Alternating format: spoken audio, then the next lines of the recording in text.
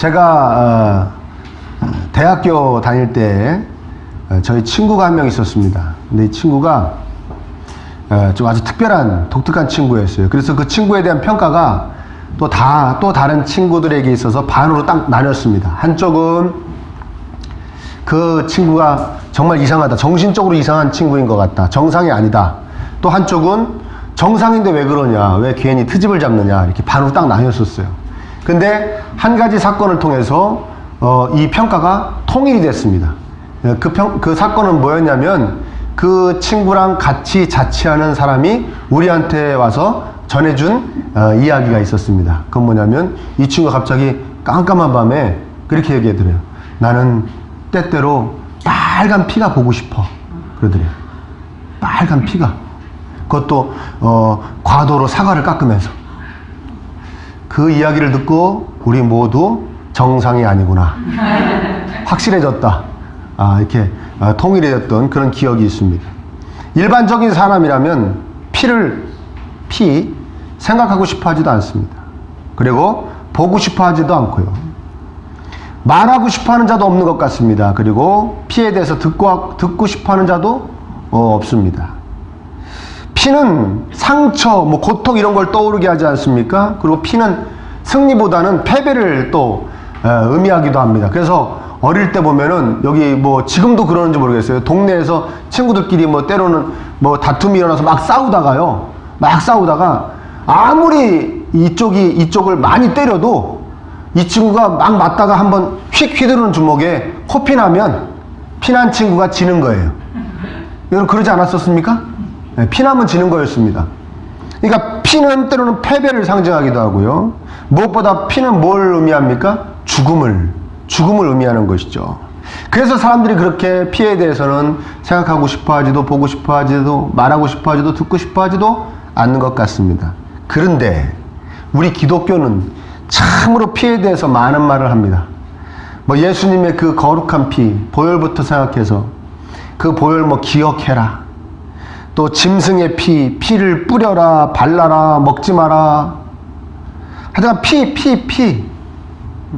거의 피의 기독교라고 말해도 과언이 아닐 정도로 피에 대해서 많이 이야기합니다. 우리가 왜 이렇게 피 이야기를 하는 것인가? 그것은 하나님께서 피 이야기를 하시기 때문입니다. 그리고 성경에서 가장 먼저 피를 이야기하신 분이 바로 하나님이십니다. 가인이 아벨을 죽였을 때 하나님이 가인에게 하신 말씀이 이 말씀입니다. 네가 무엇을 하였느냐? 네 아우의 핏소리가 땅에서부터 내게 호소하느니라. 핏소리를 말씀하셨어요. 그리고 오늘 또 이렇게 피에 대해서 말씀하십니다. 아마도 우리에게서 우리의 영혼을 제외한 우리 육체 안에 그 어떤 다른 것들보다 하나님은 피를 중요시 하시는 것이 아닌가, 이렇게 생각해 볼 정도로 하나님 피에 대해서 말씀을 하십니다. 그래서 우리는 하나님이 이렇게 말씀하시기 때문에 피에 대해서 말해야 되고, 들어야 되고, 그리고 깨달아 알아야 합니다. 그래서 오늘 저는 창세기 9장 1절부터 7절까지의 말씀을 통해서 피에 대해서 여러분과 이야기를 나누려고 합니다. 홍수에서 구원받고 방주에서 382일 만에 나온 노아와 7 식구가 하나님께 정성껏 제사를 드리죠. 그러니까 하나님께서 그 제사를 받으시고 이들에게 복을 선포하시는 겁니다. 복을 선포하시는 것이 이제 9장 1절부터 쭉 이어지는데요. 어떤 복입니까? 1절부터 생육하고 번성해서 땅을 가득히 너희들이 채워라. 그 다음에 모든 짐승들이 너희를 무서워하게 해주겠다. 그리고 3절에 모든 산 동물은 너희의 먹을 것이 될지라 채소같이 내가 이것을 너희에게 다 주노라. 우리가 육식을 좋아하는 분들은 이 말씀을 암기해야 된다고 그랬죠? 참으로 복된 말씀이다. 육식을 이제부터 시작해라. 이 시점부터 하나님 육식을 허용하셨다. 아니다. 아벨이 목축업을 했지 않냐. 이미 오래전에 아벨이 목축업을 하지 않았냐. 그때부터 고기를 먹었다. 이런 이 의견들이 이렇게 갈리는데, 아무튼 공식적으로 하나님께서 복을 주시면서 하신 말씀이기 때문에 육식이 이때부터 허락되어졌다는 것을 우리가 받아들여야 될 줄 믿습니다. 여기까지는 복의 선포 그 자체입니다. 너희들이 땅을 채워라, 번성해라. 내가 그 고기도 육식도 너희들한테 허락한다. 채소 먹듯이 이제 육식도 해라. 이렇게 복의 선포 그 자체였죠. 그런데 하나님께서 조건 하나 두십니다. 이렇게 복을 선포하시면서. 그래서 반전을 의미하는 그러나로 시작합니다. 그것이 바로 4절부터입니다. 함께 읽어보겠습니다. 시작. 그러나 고기를 그 생명되는 핏째 먹지 말 것이니라. 5절에 내가 반드시 너희의 피 곧 너희의 생명의 피를 찾으리니 짐승이면 그 짐승에게서 사람이나 사람의 형제면 그에게서 그의 생명을 찾으리라. 산동물을 이제부터 육식을 해라. 그러나 피는 먹지 말아라. 피는 생명이기 때문이다. 이렇게 말씀하시는 거예요. 피째 먹지 말라. 피를 빼고 먹어라. 뭐 그런 얘기죠. 아니 죽여서 먹으라고 그게 복이라고 하실 때는 언제고 또 피는 생명이니까 먹지 말라 그러니 이게 굉장히 난해한 부분이에요. 어떻게 생각해 보면요. 그러면 딱 죽여놓고 피만 싹 빼내면 내가 죽인 게 아닌 겁니까? 살아있는 겁니까? 그것도 아니지 않습니까? 우리가 사슴 피 먹고 그런 거 그럼 다 죄악입니까? 저도 먹어봤거든요. 그런 얘기인가? 참 난해한 본문입니다. 그런데 앞뒤 문맥을 이렇게 살펴보면 이야기가 비교적 어렵지만 않습니다. 이런 얘기입니다. 피는 생명을 상징하는 것이다. 그러니까 피는 좀 빼고 먹어보는 것이 어떻겠느냐. 빼고 먹어라. 너가 짐승을 먹기는 먹되 그 생명에 대해서는 좀 귀히 여기는 마음을 가졌으면 좋겠다. 함부로 막 죽이지 말라는 것이죠. 네가 꼭 필요할 때만 죽여야 되고 또 죽여 먹으면서 하나님이 창조하신 이 생명을 내가 내 필요를 위해서 먹었다는 또 그것을 허락해 주신 하나님에 대한 감사함, 그것이 너희 마음속에 항상 있어야 될 것이다. 왜? 하나님이 생명을 소중히 여기시기 때문에. 너도 생명에 대해서 존중해라.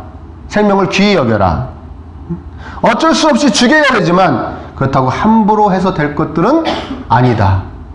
누가 생명을 주신 것들이기 때문에 하나님께서 생명을 주신 것이기 때문에 그런 것이죠. 근데 여기까지 그래도 이해가 돼요. 근데 갑자기 사람 이야기가 나옵니다. 사람을 잡아먹으라고 한 것도 아닌데 사람 이야기가 갑자기 5절에 붙어 나옵니다. 5절 뒷부분에 사람이나 사람의 형제면 그에게서 그의 생명을 찾으리라. 지금 동물 먹는 이야기 중에 또 갑자기 사람 이야기가 쑥 하고 들어오는 것이죠. 무슨 얘기입니까? 짐승의 생명과 사람의 생명에 대한 태도가 결코 다르지 않다는 거예요. 우리가 짐승의 생명을 바라보는 마음과 사람의 생명을 바라보는 마음이 같다는 겁니다. 다르지 않다는 것입니다. 제가 얼마 전에 들은 이야기인데요. 여러분 우리 뭐 사이코패스라고 그러죠? 예? 제가 죄의식을 전혀 못 느끼는 연쇄살인범 이런 사람들 있지 않습니까? 이런 사람들 중에 상당수가 그 전에 사람을 죽이기 전에 동물을 잔인하게 도륙한 경험들이 많다는 거예요. 그 경험이 일반인들에 비해서 굉장히 동물을 학대하고 잔인하게 막 도살하고 그랬던 이 경우가 굉장히 비중이 높다는 거예요. 이거는 범죄 심리학자라든가 그 범죄에 대해서 연구하는 사람들이 텔레비전에 나와서 이야기한 겁니다. 또 죄송합니다. 텔레비전에서 나온 이야기에서. 아무튼 그러니까 동물을 이 사이코패스들이 동물을 막 학대하다가 거기서 이 생명을 귀히 여기는 것을 잃어버리고 사람을 죽이게 된 것인지 아니면 원래 사람도 막 해치려는 그런 성향을 가득히 갖고 있는데 사람을 죽이기는 뭐하니까 어릴 때니까 자기에게 더 만만한 동물을 막 죽이는 것으로 그 성향이 나타난 것인지는 모른대요. 그건 정확히 모르겠지만 아무튼 동물에 대한 태도와 사람에 대한 태도가 연관되어져 있다는 것만은 확실하다는 것이죠. 무슨 말인지 되십니까? 예. 하나님이 창조하신 것에 대한 존중, 하나님의 명령인 것입니다. 생명은 귀한 것이다. 그 어떠한 것도. 그래서 사실은 이 생육하고 번성하라 땅에 충만하라 이 명령 때문에 우리 기독교가 그동안 역사 가운데 이 자연을 이 세상을 좀 함부로 대했던 것이 사실입니다. 막 여기는 이제 막 정복하고 막 가득히 채워야 될 공간이다. 내가 필요하면 막 갖다 써도 된다. 막 죽여도 된다. 이런 개념으로 많이 갖고 있어서 많이 좀 이렇게 많이 훼손하고 그랬어요. 그래야 우리는 분명히 깨달아야 될 줄 믿습니다. 하나님이 창조하신 것에 대한 특히 생명에 대한 존중이 엄연히 있어야 된다는 거예요. 이해되십니까? 그러나 오늘 뭐 자연보호라든가 동물 생명에 대한 존중 얘기는 하지 않겠습니다. 왜? 요새는 동물 존중이 굉장히 높아지고 있는 시대이기 때문에 제가 여기서 설교 시간에 말씀을 안 드려도 될 것 같습니다. 그렇죠? 아주 호강들 하고 있잖아요. 호강들 하고 있죠. 자, 오늘은 사람에 대한 이야기만 할게요. 사람에 대한 이야기. 우리가 사는 세상은 흔히 양육강식의 뭐 세상이다. 그렇죠? 강한 자가 약한 자를 이렇게 짓밟고 올라서는 세상이다. 뭐 그렇게 이야기합니다. 근데 오늘 본문을 통해서 우리가 깨달아야 될 것은 뭐냐? 이겁니다. 우리가 이 세상을 살아가면서 어떠한 생명이라도 어떠한 존재라도 귀히 여기는 마음을 항상 가져야 된다는 것입니다. 마치 짐승을 잡아먹기는 하지만 너의 필요를 통해서 그 짐승의 생명에 대해 소중히 여김을 잊지 말아야 되는 것 같이 우리가 세상을 살면서 어쩔 수 없이 내가 누구를 이기고 위로 올라가고 내가 누구를 뒤로 밀쳐내고 앞서 가더라도 그런 세상 아니겠습니까? 어쩔 수 없이 그래야 살게 되니까 그럼에도 불구하고 나한테 밑에 내려간 사람, 나로 인해 뒤에 처진 사람을 무시해서는 안 된다는 것이죠. 귀히 여길 줄 알아야 된다는 것입니다. 귀히 여길 줄 알아야 된다. 여러분 야구 좋아하십니까? 야구? 야구가 뭐 어떤 나라에서는 비신사적인 운동이라고 그래가지고 하지 않는다는 뭐 그런 얘기도 제가 들어봤어요. 왜냐면 야구는 공 하나하나마다 속임수를 겁니다. 사인을 넣어요. 저쪽에서 모르게. 그 다음에 그냥 아무것도 없이 뛰어서 도루라는 게 있어요. 훔치는 게 있어요. 이렇게. 속이에 경 있습니까? 도루라는 게 있어요. 후룩 1루에서 2루로 2루 3루로 뛰어가요. 그걸 도루라고 그러죠. 훔쳤다는 뜻이에요. 뭐 그래서 비신사적인 운동이다 하지 않는다 뭐 그런 얘기까지 하는데 저는 야구에 대해서 이런 얘기를 듣고 야 이거 정말 진짜 괜찮은 운동이라는 얘기 들었습니다. 야구는 타자가 투수가 공을 던진 것을 딱 쳐서 홈런을 쳤을 때 절대 크게 기뻐하지 않습니다. 자제합니다. 경기가 딱 끝나서 이긴 팀이 크게 막 환호하고 기뻐하지 않습니다. 자제합니다. 왜 그러냐? 나에게 홈런을 맞은 투수를 배려하는 겁니다. 우리 팀에게 진 상대 팀을 배려하는 겁니다. 그 마음이 야구 속엔 들어있습니다. 그래서 그걸 하지 않는 것을 굉장히 신사적인 것으로 행동하고 다음에 막 일부러 데드볼을 맞춘다든가 뭐 이런 식으로 막 보복을 하기도 하고 자기들끼리 막 그렇게 합니다. 그러니까 굉장히 어떤 지금 오늘 본문에 얘기하면 하나님의 뜻이 서려져 있는 게임이 야구 게임이에요. 자기에게 진 사람, 자기에게 당한 사람에 대한 배려가 들어져 있습니다. 우리는 때로는 너무나 쉽게 연약한 자, 진 자, 뒤로 처진 자, 판단하고 비판하고 정죄하고 무시하는 경향을 볼 수가 있습니다. 또 이뿐만 아니라 생각해 보십시오. 우리가 얼마나 인종에 따라, 나라에 따라, 그 사람의 신분에 따라, 아니면 나하고 생각이 다른 것에 따라 얼마나 사람을 쉽게 판단하고 비판하고 정죄하고 무시하곤 합니까? 하나님께서 분명히 말씀하시는 것이죠. 그러면 안 된다. 그러면 안 된다. 너희들이 사람에 대해서 그렇게 하면 안 된다. 왜 그렇게 하면 안 되느냐? 6절에 이렇게 말씀하십니다. 짐승의 피는 생명이다 말씀하시면서 갑자기 사람 얘기 쑥 넣으시더니 6절에 이렇게 얘기하십니다. 시작. 다른 사람의 피를 흘리면 그 사람의 피도 흘릴 것이니 이는 하나님이 자기 형상대로 사람을 지으셨습니다. 너희들이 정말 사람을 존귀 여겨야 된다. 소중히 여겨야 된다. 왜냐면 내 형상대로 지은 존재들이다 이거예요. 모든 그냥 짐승들은 내가 생명만 넣어줬지만 생명을 넣어서 만들었지만 그래서 귀하지만 사람은 더 귀하다. 내 형상대로 만들었기 때문에 그렇다. 내 형상을 넣어줬다. 형상이 생김새가 아니라고 분명히 성경 공부 시간에 말씀드렸습니다. 하나님의 도덕적 본질 중에 그 어떤 것들을 나눠주신 것입니다. 지식, 거룩함, 의로움 이런 것을 넣어서 인간을 만드셨습니다. 타락으로 망가졌지만 지금도 하나님의 형상이 모든 사람들에게 남아 있습니다. 그래서 그 어떠한 피조물보다도 사람이 귀한 겁니다. 사람이. 여러분, 인권이라고 말하죠. 인권이 뭡니까? 정말 쉽게 얘기하면 사람을 사람답게 대우하는 것이겠죠. 뭐라고요? 사람을 사람답게 대우하는 것. 우리 기독교인들은 다 인권을 중요시해야 됩니다. 조금 전에 말씀드렸듯이 거기에 하나님의 형상이 담겨있기 때문에 그렇습니다. 나도 다른 사람도.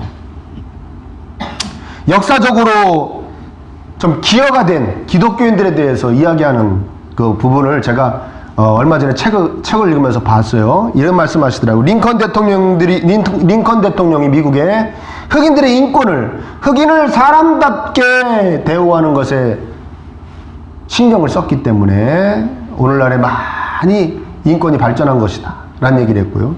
또 전 잘 모르고 있었는데 1970년대 미국의 지미 카터 대통령이라고 아십니까 여러분? 그 대통령 얘기를 하시더라고요. 이 대통령은요, 미국에서는 재선을 실패한 대통령은 이렇게 하나 낮게 보는 경향이 있어요. 왜냐면 거기는 중임제지 않습니까? 한번 4년 대통령하고 또 4년 더 할 수 있잖아요. 근데 카터는 로널드 레이건한테, 도널드입니까? 로널드입니까? 아무튼 그 레이건한테 졌어요. 그 재선에 실패했습니다. 그리고 재임 기간 말미에 저 사람이 대통령 안 했으면 좋겠다는 사람이 70%가 넘었었대요. 정말 나약한 대통령이었다. 그리고 미국을 잘 살게도 안 했고 미국을 강력하게도 못했다. 그리고 지금까지도 욕을 먹는답니다, 이 사람이. 카터 대통령이. 그런데요, 어떤 신학자는 뭐라고 얘기했냐, 미국에서 좀처럼 보기 힘든 훌륭한 대통령이었다 그래요. 누구의 입장에서 보면? 하나님의 입장에서 보면. 왜?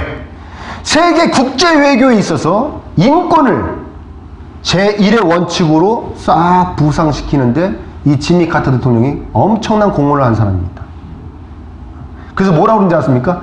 강대국이라고 약속을 함부로 대해서는 안 됩니다 라고 막 공공연히 막 연설을 한 분이에요. 선포를 한 분이에요. 자기 나라가 최고로 강대국인데 강대국이 이 약속을 어떻게 하면 안 된다고요? 함부로 대해서는 안 된다. 이 카터 대통령이 그렇게 선포한 사람이에요. 응?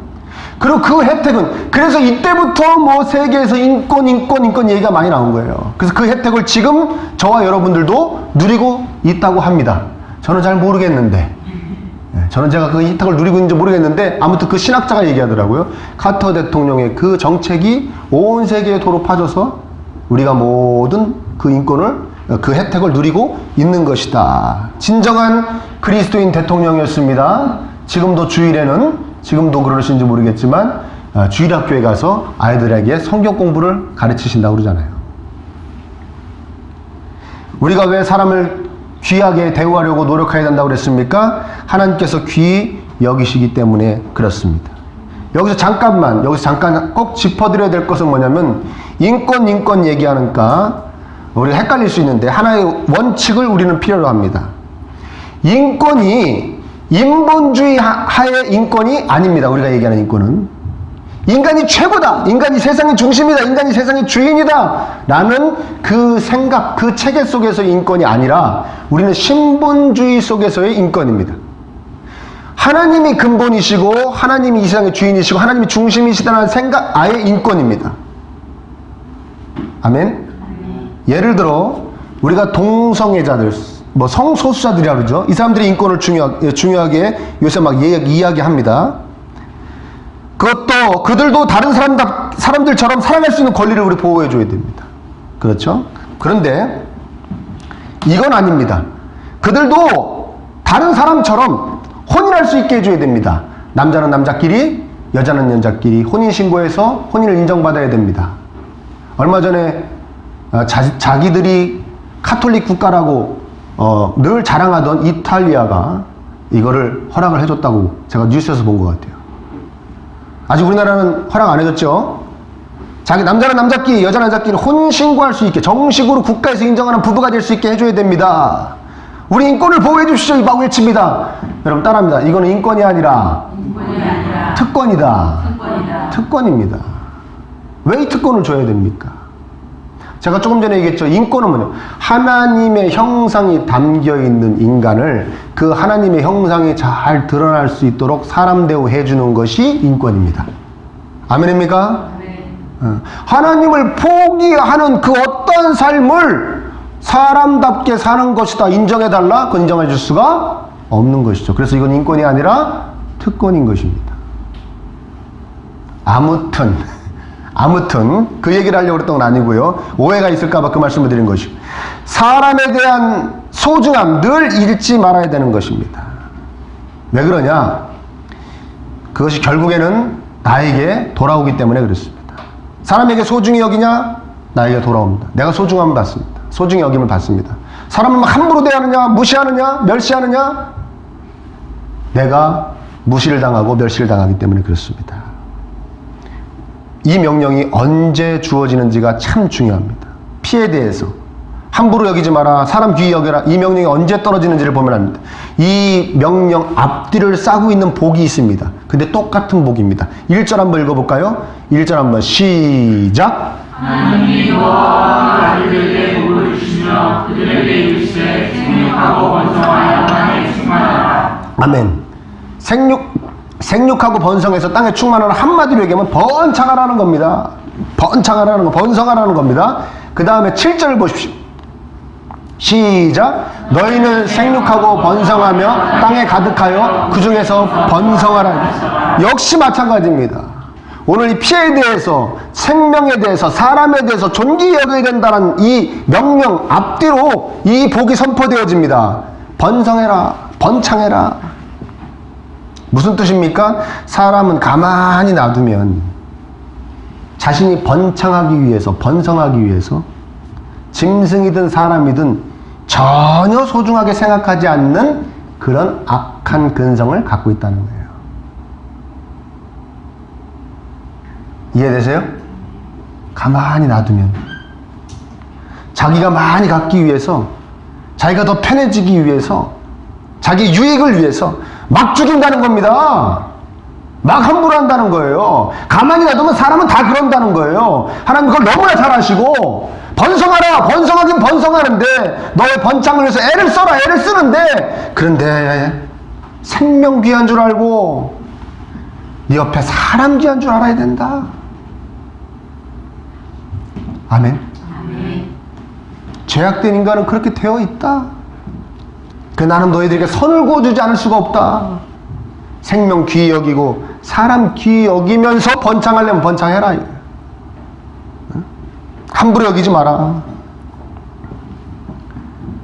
여러분, 사람을 사람 자체로 소중히 여기지 않고 자신이 번성해져 가는데 필요한 무슨 수단 정도로, 자기가 이익을 창출하는 데 필요한 수단 정도로, 돈벌이의 수단 정도로 자꾸만 취급하는 문화가 우리의 삶에, 우리 세상에 팽배해지면요, 그 영향은 고스란히 우리에게 돌아오고 우리 자녀들에게 돌아갑니다.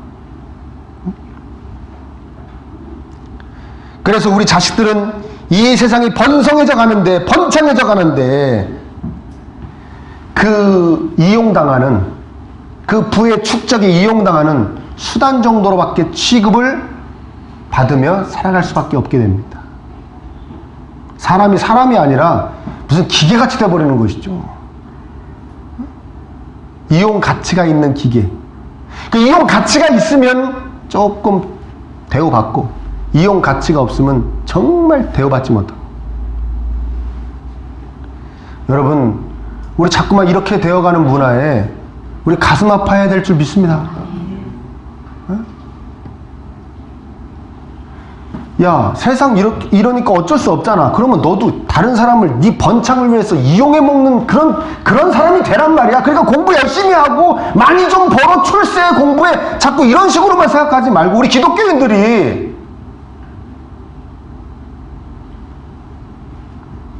가슴 아파하고, 왜 사람이 사람을 귀히 여기지 못할까? 가슴 아파하고, 이 문화를 자꾸만 바꾸려는 하나님의 뜻대로 번성해라, 번성해라, 번성해라. 그러나 생명 귀한 줄 알고 사람 귀한 줄 알면서 번성해라. 이 뜻을 이 세상에 잘, 이 뜻이 선포되어질 수 있도록 우리 애를 써야 될 줄 믿습니다. 아멘. 그리고 여러분, 우리 주변의 사람들 귀히 여겼으면 좋겠습니다. 서로가 서로를 귀히 여겼으면 좋겠습니다. 동네에서 만나는 사람들 귀히 여겼으면 좋겠습니다. 학교에서 만나는 사람들 귀히 여겼으면 좋겠고요. 직장에서 만나는 사람들 귀히 여겼으면 좋겠습니다. 하나님의 형상임을 잊지 말아야 될 줄 믿습니다. 사람은 하나님의 형상입니다. 사람 안에 하나님이 있습니다.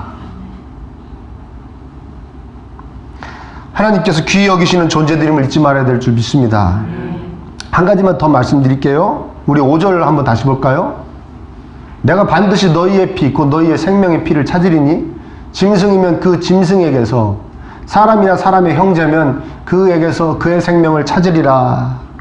위의 본문이, 이 본문이요, 예수님이 이 땅에 오신 이유죠. 사람을 대신할 수 있는 것은 사람밖에 없다. 우리 각자의 죄로 인해 죽어야 되는데 예수님이 우리 대신 죽으신 것이죠. 우리가 죽어 피를 흘려야 되는데 우리 대신 예수님께서 피를 흘리셔서 우리를 용서하신 것입니다. 자, 그럼 여기서 이제 복습. 그런데 왜 사람으로 오셨어야만 됩니까? 이 본문 그대로입니다. 사람을 대신할 수 있는 건 뭐밖에 없으니까? 사람밖에 없으니까. 거기다가 통상적인 방법으로 출생된 모든 인류는 죄인으로 태어나기 때문에 남의 죄를 어떻게 할 수가 없기 때문에 죄가 없는 상태로 태어나셨습니다. 그런데 왜 굳이 하나님이 오셨어야만 했는가? 하나님이신 예수님께서 오셨어야만 되는가? 왜 그렇죠? 우리에게 쏟아지는 그 하나님의 그 엄청난 진노를 다 받아낼 수 있는, 대신 다 받아낼 수 있는 분은 이 세상에서 오직 딱 한 분? 하나님밖에 없으시기 때문에 그렇습니다. 그리고 이 많은 사람들의 이 죄값을 대신 다 한 번에 치러낼 수 있는 분도, 그런 위대한 존재도 하나님밖에 안 계시기 때문에 하나님이 이 땅에 오신 것입니다. 아멘? 예수님의 피가 우리를 위해 흘려진 것입니다. 5절을 다시 볼까요? 사람의 피를 누구에게서 찾으신다고요? 사람에게서 찾겠다. 그의 생명을 찾는다는 게 이 피를 찾는다는 얘기랑 똑같은 얘기시죠. 우리가 이 말씀을 문자 그대로 받아들였으면 좋겠습니다. 예수님께서 누구를 위해 피를 흘려주셨습니까? 베드로 사도는 우리에 대해서 이렇게 말하기까지 합니다. 베드로전서 1장 2절에 예수 그리스도의 핏뿌림을 얻었다. 예수님이 우리를 위해서 피를 우리에게 쫙 뿌려주셨다는 거예요. 당신의 그 거룩한 피를. 그럼 예수님의 피를 하나님께서 누구에게 찾으시겠습니까? 이 말씀 그대로라면 저와 여러분들에게 찾으시겠죠. 핏뿌림을 받아 구원받은 우리들에게 피값을 찾으시겠어. 찾는다는 건 뭡니까? 그 생명, 그 피를 흘린 값을 치르게 하시겠다는 거죠. 아멘? 조금 부담스럽죠? 예수님의 피값을 우리에게 치르게 하시겠다는 거, 그게 찾는다는 말에는 그런 의미가 들어있는 거예요. 그럼 그 피의 값이 무엇입니까? 우리에게 피의 값을 내놔라! 무슨 얘기입니까? 피가 뿌려진 효과 아니겠습니까? 효과. 우리에게서 뭘 찾으시는 거예요? 그러니까 결론적으로 예수님이 우리를 위해서 피를 흘리셨는데 그 피값을 우리에게 찾으시는데 그 피값이 뭐냐? 너가 예수님의 핏뿌림을 받은 효과가 너에게 있는가? 그걸 찾으시겠다는 뜻이겠죠. 아멘입니까? 예수님이 여러분들을 위해서 피를 쫙 뿌려주셨는데 그 핏뿌림을 받은 효과가 여러분의 삶에 나타나는가? 여러분의 심령에 나타나는가? 하나님 그걸 보시겠다는 뜻이겠죠. 한마디로 얘기하면 그 피가 뿌려지지 않는 자와 내가 다르게 살고 있냐? 끊임없이 요구하시는 것입니다. 하나님께서 물어보시는 것입니다. 그 피가 뿌려지지 않은 자들보다 피 뿌려진 너희가 행복하게 살고 있냐? 그 피가 뿌려지지 않는 자들보다 너 감사하고 살고 있니? 그 피가 뿌려지지 않은 자들보다 너 기쁘게 살고 있니? 그 피가 뿌려지지 않은 자보다 너 경건하게 살고 있니? 그 피가 뿌려지지 않은 자보다 너 다른 사람 귀히 여기며 살고 있니? 이 요구를 계속 하시겠다는 거예요.